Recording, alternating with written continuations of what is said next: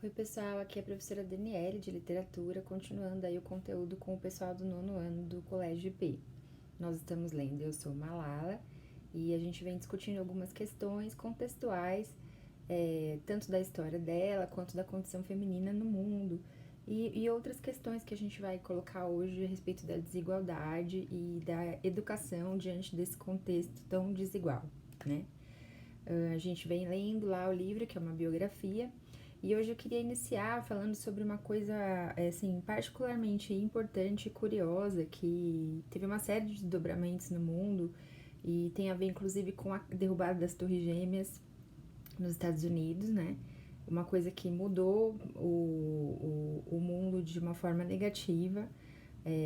Mas vamos começar do início então, né? Se vocês estão lendo Eu Sou Malala, vocês vão perceber que ela começa a falar sobre jihad. O conceito de jihad, acho que se fala, é um conceito particularmente importante no islamismo depois de um tempo. Eu acho que no início bastante, na época das cruzadas e tal. Depois ele ficou um pouco em segundo plano. E nos anos 80, ali no auge da Guerra Fria, ele ganhou de novo uma prioridade, principalmente nos grupos que faziam uma leitura mais radical do Corão, né? O que é a jihad? A jihad é a guerra santa, né? Então eles têm uma concepção assim: todo mundo que não é da minha religião é meu inimigo e precisa ser destruído. E as leituras que eles fazem do Corão são de fato muito radicais, né? Então, diferente de outros povos que queriam conquistar terras, ou queriam conquistar súditos, ou queriam conquistar bens materiais, o que o radical islâmico pensa é o seguinte: se eu morrer na guerra e matar muitos infiéis, eu vou ter uma premiação lá no céu. E essa premiação, ela tem a representação de um lugar maravilhoso em que a pessoa vai ser dona de 70 mulheres virgens que vão estar ali à disposição deles para sempre, né? E eu acho muito interessante o jeito que a Malala coloca no livro, porque ela fala assim, ela fala das perspectivas que os jovens na época, no lugar em que o pai dela viviam, tinham para si. Então, assim, ou o cara ia trabalhar como mineiro, ou o cara ia ter uma outra atividade igualmente penosa, ele sempre ia ser pobre, a minoria teria direito a algum tipo de conhecimento, né? Então, assim, pensar que se eu morrer como um herói de guerra, matar muitos infiéis, for um homem-bomba, um mártir na guerra santa, eu vou ser um rei com 70 virgens num lugar próspero e maravilhoso, para eles virava quase que uma lavagem cerebral, de fato, né? E é interessante que ela vai colocar o seguinte: o papel ali das forças americanas e soviéticas em cima dos afegãos, dos paquistaneses, né? Porque eles armam essas pessoas, eles dão condições para os exércitos guerrearem uma guerra que eles não tinham coragem de guerrear entre si, porque a gente sabe que os socialistas e os capitalistas, se entrassem num confronto direto, teria acabado o mundo, né? Porque eles vinham naquela corrida armamentista nuclear. E aí eles acabam usando outros países menores e uma tremenda covardia de ambas as partes, né? E para guerrear a guerra que eles não podiam guerrear entre si, né? E ganhar dinheiro com isso. Eu acho importante a gente falar dessa questão da influência americana e soviética lá nessa região, porque, como o poeta lá deles dizia, ele comparava que uma guerra entre dois elefantes, que seriam os americanos e os russos, pisoteando a grama, que são eles, os pachuns, os paquistaneses, os afegãos. Né? Então, assim, isso aconteceu em vários lugares do mundo. Todo o período de Guerra Fria patrocinou inúmeros conflitos. Né? Se você sei que tem um pessoal aí que gosta de estudar guerras, é muito interessante observar as consequências da Guerra Fria nos países menores. Né? E conflitos que até hoje produzem um resultado.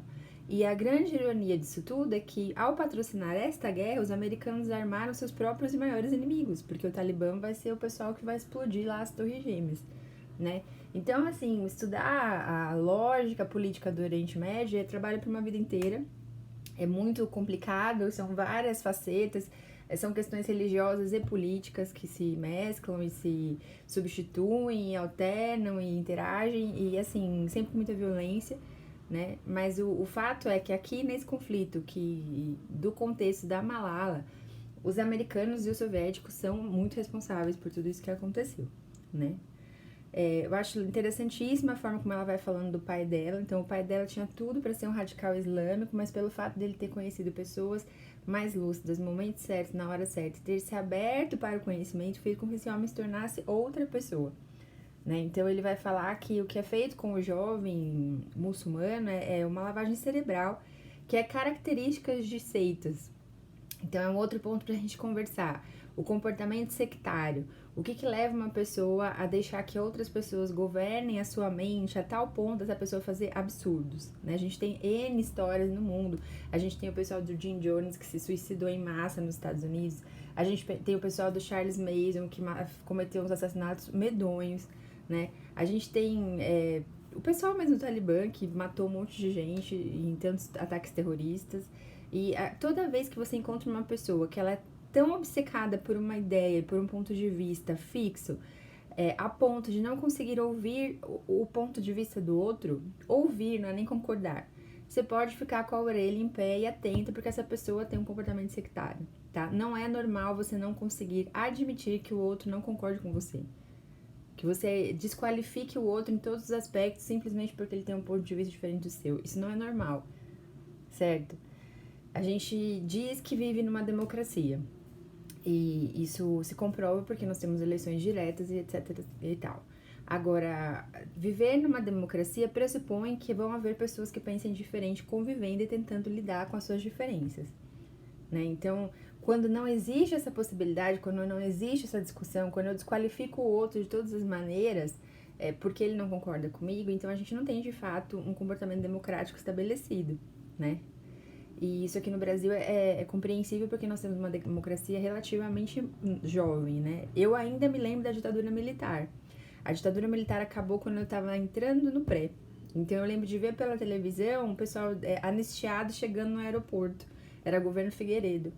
Então, assim, talvez para vocês tudo isso pareça muito surreal, porque vocês não viveram isso. Mas quem nasceu lá nos anos 80, 90, sabe que essas coisas de fato aconteceram. Sabe que houve uma ditadura militar no Brasil grande. Ela não foi a mais sanguinária da América Latina, porque nós perdemos para os chilenos e para os argentinos, mas houve muita coisa ruim aqui que aconteceu sim, em prol de se lutar contra uma suposta ameaça comunista, que de fato existia, né? Então, por exemplo, se você conversa com um cara chamado Fernando Gabeira, hoje ele é um deputado. Ele é um cara de centro, ele é super equilibrado, ele estudou, ele se aprofundou nas questões, ele mudou de ponto de vista em vários aspectos. E ele é um cara que era de movimento armado na época da ditadura militar de resistência, tá? E, inclusive, ele foi um dos líderes do sequestro a um embaixador americano, que aconteceu aqui no Brasil por jovens estudantes, né? Então, tudo isso vocês estão aprendendo aí em história, tem muita coisa interessante. E o Fernando Gabeira, ele diz que, de fato, eles estavam... O que nós tínhamos no Brasil era uma ditadura de direita, vamos dizer assim, tentando impedir que uma ditadura de esquerda se estabelecesse, tá? Então, assim, o pessoal da luta armada no Brasil também era vinculado aos soviéticos, eles não estavam aqui também com uma intenção tão desinteressada e eles não estavam lutando por democracia, tá? O que eles queriam era mudar o regime, apenas, tá? Agora, uma coisa é certa...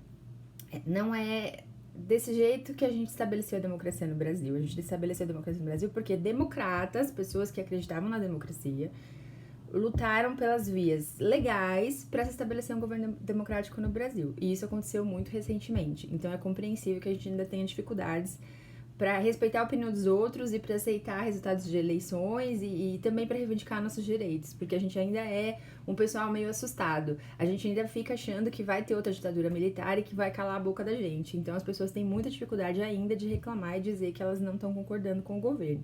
Por isso que a gente sofre tantas corrupções, desmandos e coisas absurdas que acontecem por aqui. Eu vou encerrar esse vídeo e começar outro, tá bom?